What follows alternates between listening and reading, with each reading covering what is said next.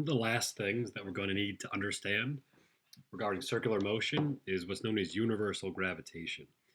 We've discussed some of this in class, but to give you a little more of a formal approach to it, gravitation is essentially just the attraction of masses to one another.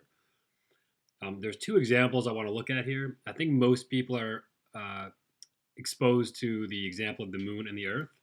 And I think most people realize that the earth exerts a gravitational force on the moon. And after taking a physics class, you probably also understand that the moon exerts a gravitational force on the earth.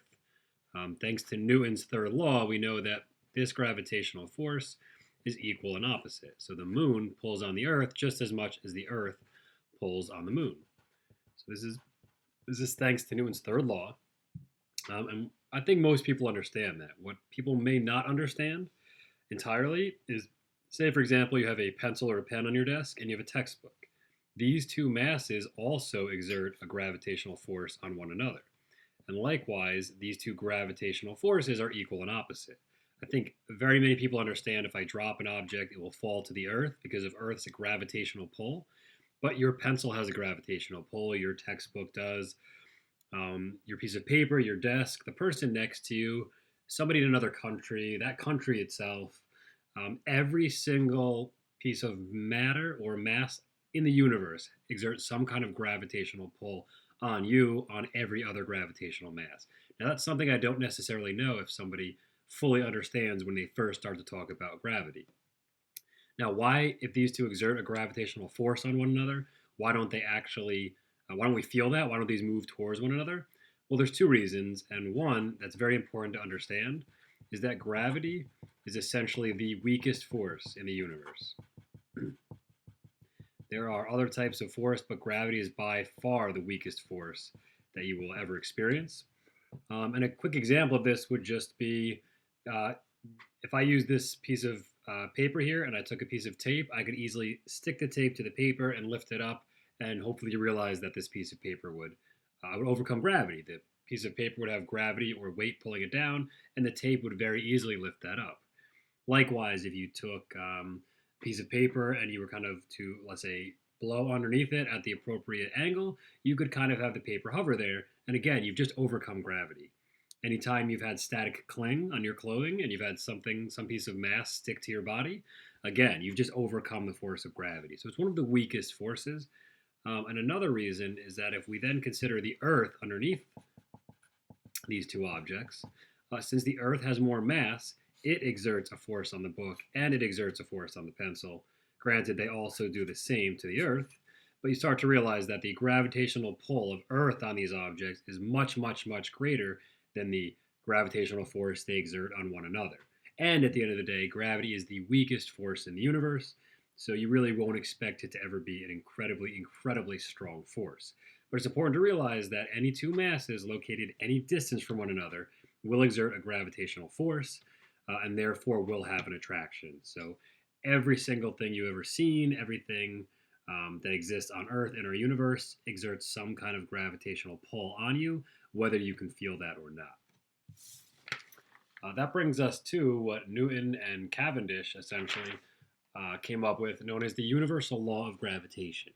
Now, we've discussed this in class, and we know that the force of gravity is equal to the gravitational constant times mass 1 times mass 2. These would be the two masses that you're talking about. What's the force of gravity between these two masses divided by the distance between them squared. And of course, the universal gravitation constant is 6.67 times 10 to the negative 11th Newton meters squared per kilogram squared. Now, what's fascinating about this is no one really knows why that number always comes up. But if you take any two masses in the universe, separate them by a particular distance, and you measure the gravitational force, this constant, regardless of what the masses are, large, small, one small, no matter what the distances are, incredibly small, incredibly great, this is generally the number that you will always, always, always, always come up with. It's kind of fascinating. It's the constant throughout the universe. Now, this is a terrible unit, and people always kind of notice that right away. They always ask, is there some other term for it? We know that we can call something like a Newton. There's no term for it, unfortunately. It's just this terrible mess. And just to show you, and so you understand why it's this terrible mess, well, if I want to take this equation here, and I'm just going to solve it for that universal constant. So we have gmm over distance squared. Hopefully you see that in order to solve to get g by itself, I'll first multiply both sides by distance squared, and then I need to divide both sides by mass times mass. So what I wind up getting here after this whole mess is that g is essentially equal to the force of gravity times the distance between these masses squared divided by the product of the masses themselves. And hopefully you're starting to realize now that force here has a unit of the Newton, distance is meter, and since it's distance squared, I have to put meters squared, divided by, well, mass is measured in kilograms. If I have mass times mass, that's kilogram times kilogram, which is kilogram squared. And that's where that terrible mess comes from. But just so you understand, it's not some random combination of variables or units. It's derived from this very equation itself. So we understand now that masses attract one another according to Newton's universal law of gravitation. We can use this to calculate the force of gravity between any two masses, which always leads to the next question I usually see. And that's most students who get a little confused because they seem to think that the force of gravity is m times g, mass times the acceleration due to gravity, which on Earth is 9.81 meters per second squared. So the question becomes, well, which one's right? Is it F equals mg, or is it F equals gmm over distance squared? Because those are two entirely different equations. What's kind of fascinating about it is that's not entirely true. If you take a look, there's two things we'll need to know for this little example I'm going to show you, and that's the mass of the Earth, which is known to be 5.97 times 10 to the 24th kilograms, and the radius of the Earth is 6,371,000 meters approximately. Now the reason we need the radius is you'll notice we always measure the distance between two objects from their centers whenever we're talking about gravity.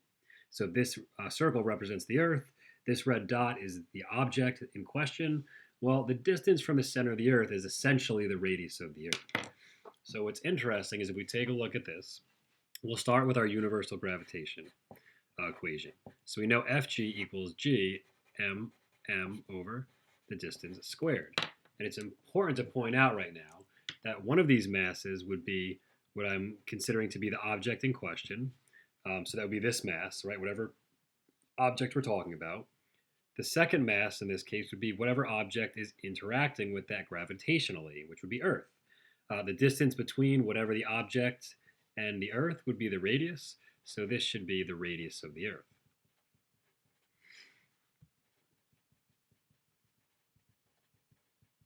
So if we take a look at this now, all I'm going to do is I'm going to rearrange this equation and I'm going to pull the mass of the object out. So what I wind up getting is the force of gravity will be this mass essentially, and all I'm doing is pulling this one mass out, the mass of the object, will be the universal gravitation constant times the mass of the Earth over the distance between these objects, which again, this would be the radius of the Earth, this would be the mass of the Earth, and this mass that I pulled out is essentially outside here. So what you might be realizing is this is Fg equals m times g, this is Fg equals m times this big mess, but if we take into account some of what we know, we can realize that Fg is equal to whatever mass is in question times the universal gravitational constant, which is 6.67 times 10 to the negative 11th, times the mass of the Earth, which is 5.97 times 10 to the 24th, over the distance between them squared, which will be 6,371,000,000 meters squared. So what I have here is Fg equals mg. Here I have Fg equals whatever mass times the gravitational constant times the mass of the Earth times the distance. This essentially will give me the force of gravity for any mass at the surface of the Earth. And you can take a look here. If I plug these numbers in, I get 6.67 times 10 to the negative 11th times 5.97 times 10 to the 24th. And I want to divide that whole thing by 6,371,000 meters squared. And if I plug all of that in, you'll find that I actually get 9.81. So all this crazy mess at the end of the day just winds up becoming the force of gravity on any mass at the surface of the Earth is just going to give us mass times 9.81, which, as we know, is really just the weight of the object, mg. So it's just a further clarification that this equation is just a simplification of this universal gravitation law. All right, so kind of interesting. Nice to see that all of this works out to that acceleration due to gravity, which furthermore just proves what we already know, which leads to the very last thing we want to talk about. We mentioned in class that these objects, these masses, are not touching one another, which always leads to confusion because, well, what's going on here? Okay, well, the key here is to realize that gravity is known as what we call a field force. All right. A field force is just any force that can be exerted over a distance. You don't have to have physical contact. If it's a field force, that must mean that there must be a gravitational field around these masses. So if we take a look at Earth, if we were to draw the gravitational field, we represent them with what are known as field lines. So I'll just draw some of these. And all field lines they just represent the direction of force when you put an object within that field. So if I were to place a mass right here, well, it would be pulled by a force in that direction. If I were to put a mass here, it would be pulled in this direction. So hopefully you start to see, no matter where I put these masses, these field lines just represent the direction of the force at that location. So as you can see, depending on where I am at the Earth, these field lines will always point towards the center. Masses always pull other masses towards their center. Now, what's important to realize is if I want to take a look at a very small section, that would be like our classroom. So we know if you zoom out on the Earth, the field lines look like this. It makes sense. Everything, no matter where you are on the Earth, you will fall towards the ground if you trip. In the classroom, it's a much smaller, much more refined section of this diagram. So you hopefully realize that the field lines in the classroom, while they are technically further apart at the top and technically weaker, much like here, as you can see, they're further apart at the top. Within the classroom, we would essentially say that this is a uniform field because the difference between the top and the bottom is really not drastic enough to have any noticeable effect. But out here on the Earth, if you get far enough away, you'll start to notice that your weight changes drastically and the gravitational force acting on you is also much weaker. So the important thing to realize is gravity is a field force. It does not need physical contact between the masses. All you need is to be located near a mass, and you will have a gravitational force that acts on you. Another thing about field lines, something that we will definitely be dealing with later, is that the closer field lines are to one another,